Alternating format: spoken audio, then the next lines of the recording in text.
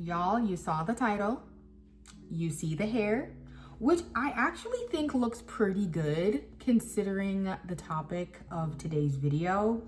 But let's go ahead and get into all of the things. I've got my notes here and we're gonna do this video in order and in decency, all right?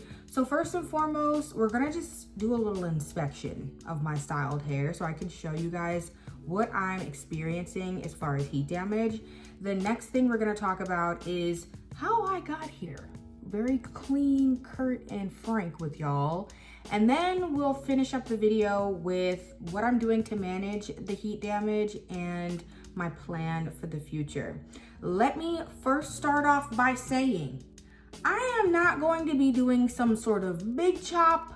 I am not going to be doing some sort of drastic change to my hair routine. I have this hair on my scalp that I have been growing, nourishing, and taking care of for almost 7 years.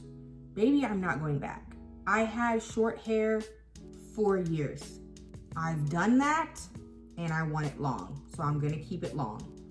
But baby, let's start off with what the hair is giving. So this is a styled and stretched chunky twist out, and you can see what the hair is giving from the front. Now let's focus on the heat damaged areas that you might not see so easily. Majority of my heat damage is mid shaft to end shaft. And so this, babes, right here, it's not just that I applied too much grease, it's heat damaged, okay? This top part from the root is a little fuller, a little thicker, and this is heat damaged. Another exhibit over here, this can't act right, won't do right. This is heat damage, right? Let's go onto the hood right here. I'm pretty sure that's some heat damage right there. Look at the sibling. The sibling is beefy and frizzy. Okay, boom, peekaboo. Heat damage, babes. That's heat damage. A little bit in here as well. And, you know, that's kind of what we're dealing with. Now, to summarize, I would say my heat damage is primarily upper back and kind of like this front section. So like these two sections of my hair got hit the hardest. The rest of my hair is pretty dense. You know, I really don't see any changes in some of these other sections. So I'm grateful, happy, and I'm excited to be on this journey of recovery. Let me go ahead and slide it over and we can get busy with the business on how I got here. I had spent the first 5 years of my natural hair journey getting trims on blow-dried hair only. And so here are a couple examples of what my blow-dried finished trims would be giving. And somebody who has even a little bit of an eye can see that my hair was broken, I had split ends, I had some damage, and unfortunately for me, even though the blow-dry trims were a great idea in theory, I kept winding up in people's chairs who either had no idea what they were doing or they really prioritized length over health. So all of these experiences, not really getting the proper trims that I needed, plus overdoing it on the protein and underdoing it on the moisture, put me in a place where I had brittle broken hair, exhibit A. So this is my hair, September of 2024, pretty much the end of my really bad and jacked up hair journey and the beginning of my healthy hair journey, but also the beginning of the heat damage journey, which is why we're discussing that as a group, as a family, okay?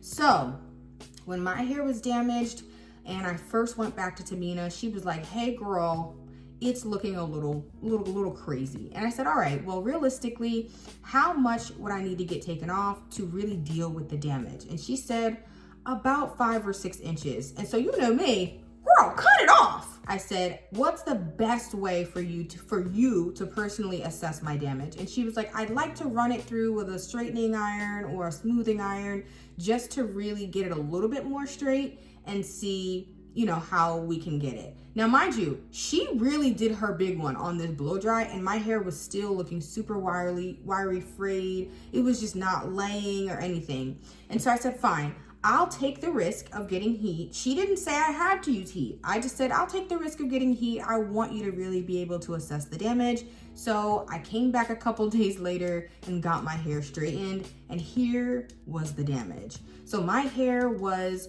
really jacked up, y'all. It was looking crazy. I'll fade to the back a little bit to show you guys in more detail the cut that she was making, but this was the beginning of really getting at that damage, the split ends, all of the stuff. She straightens my hair on 310, guys. Like, she straightens my hair on a relatively low temperature with heat protectant, all the things, right? Now here's what happened. I was coming back to Tamina every 6 weeks. I would get my hair pressed and then get it trimmed. She'd get into that damage and get the hair cut. So my hair was feeling better and better after every visit, but she told me that we're getting to that place where I think you can really choose if you want to do heat, or we can just do the trims on blow dried hair. So I would say it was about February. So if I went in September, I went back sometime in October. I went in, November, December, January. In February, she said, the health is looking good. I can really deal with the rest in a blow dried state. I think we're good with the no heat. If you want to continue with the heat, I think we can do that too. It's up to you. I got my hair done in April, and my hair was heat damaged. It was heat damaged. And so instead of stopping with the trims on straight hair, we went to the smoothing iron. We used more heat protectant. We were a little bit more protective, but I still wanted to get my trims on straight hair because I still felt like there was a couple inches of damage, and I'd rather her just get it on straight hair. Fast forward, I got my trims every 8 to 10 weeks. September of 2025 was my last trim on straight hair. As you see here, exhibit A and B and C and D, the straight hair with a little body yaddy yaddy, 8 down, okay? So as far as I'm concerned, I'm feeling good. I look in the mirror when I wash my hair and I'm like, yeah, the hair is tapped out. We're clearly understanding I can't do any more heat. At the time, the only heat damage that whole year till September was right here, this back section. I had a little bit under here, but it was really just this back section. Here's where it got worse. Sometime in November, the beginning of November, I tried out the Shea Moisture Manuka Honey leave-in conditioner.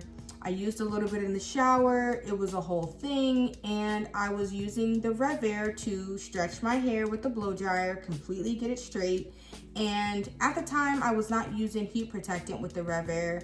And basically, guys, I think that using that product fried my hair.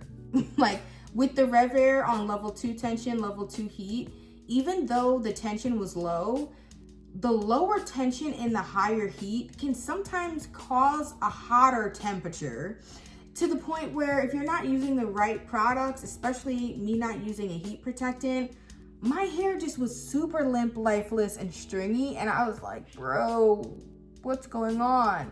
Now, unbeknownst to me, I didn't realize that this leave-in conditioner was causing so much havoc on my hair just by being too heavy. But I went back to back with that process 4 wash days in a row. So I used the Rev Air with that leave-in conditioner without a heat protectant 4 wash days in a row.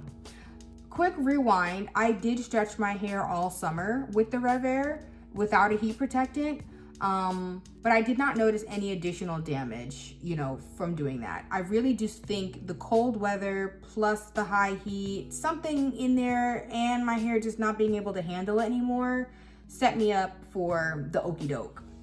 So most recently, I checked out my hair and I was like, whoa, like I definitely noticed I have more heat damage, and that's how I got here. Now we're moving into a new year. What is the girl doing to manage said heat damage? Well, first and foremost, if you're curious, I will still be stretching my hair with the Rev Air. I'm just gonna be doing it on low heat. Level 1 heat, level 1 tension. I'm gonna be honest with you, the reason why I still did level 2 tension, level 2 heat for so long, even knowing I had heat damage, was because I was impatient. I didn't feel like waiting an extra 10 or 15 minutes to stretch my hair Once I got to the place that I could stretch my entire head, like blow dry it for a stretch style in 30 minutes, 35 minutes, I got addicted to it. So I still was stretching on high heat with curly hair. It became like why would I sit here and stretch my hair on low heat for an hour or 45 minutes when I could do high heat for 30 minutes? Like, it just doesn't make any sense. But the answer is because if you do low heat, you're really not having that much heat damage. The other thing I'll say is with stretching on high heat, I had less control over how dry my hair got. If you're a pro tip natural hair Revere girly, you know there's something in the sweet spot around that 95% dry. If you feel a hint of moisture, something in that spot, in that realm is perfect for the Revere. If I dry my hair completely with the Revere, it tends to like dehydrate it. Like, it takes a little too much moisture out of the hair. But I'm going off on a tangent. So that's the first thing. I'm still going to be stretching my hair with the Revere, and I'll tell you why. I have run a diagnostic in my mind. Shrinkage and hair air drying, if I braid it up, twist it up, and I let it air dry and shrink up, and I don't stretch my hair with the Revere, that leads to more breakage and damage plus single knots, which then leads to more manipulation than just stretching it on low heat and making sure that I don't overdo it, okay? Now, I will be using a heat protectant, bond repair sort of heat protectant for when I stretch the Revere, as well as when I sit under the bonnet blow dryer attachment, which in both cases I'm gonna be using low heat. So that's those first two things. The third thing is I'm going to be using a bond shampoo, like a bond repair shampoo. It's actually from this same OGX brand. I'm gonna use the bond shampoo every like three to 4 weeks kind of thing, because I do plan on using some more like strengthening and bond strengthening conditioners in the new year, okay? So the next thing is I'm going to, of course, quit the flat iron. I have no problem breaking up with the flat iron. I don't see why I would get my hair straightened ever again. I would literally rather get it blow dried and blow dried super smooth and straight, or even get a roller set or something to get it straightened before I put a flat iron to my hair again. That's it. I don't know. I feel like I've chatted a lot in this video. It was a little bit more structured in the beginning. Then I feel like I fell off at the end. But hopefully this has been a very honest video for you guys. I try to keep it honest and keep it real in all of my videos, but this is definitely a sensitive topic for me. A little bit more transparent.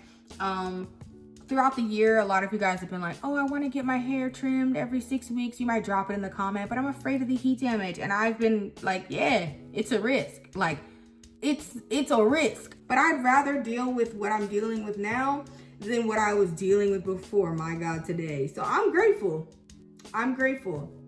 But yes, that's the end of this video. Stay tuned for the next one. I'm not sure what video is coming after this, babes, but I really just wanted to clock in, lock in, be open with y'all. And if you have some heat damage sprinkled about, if you are somebody who's got a lot of heat damage and you just don't want a big chop, I feel your pain. So anyway, I will see you in the next one. Stay tuned for great content.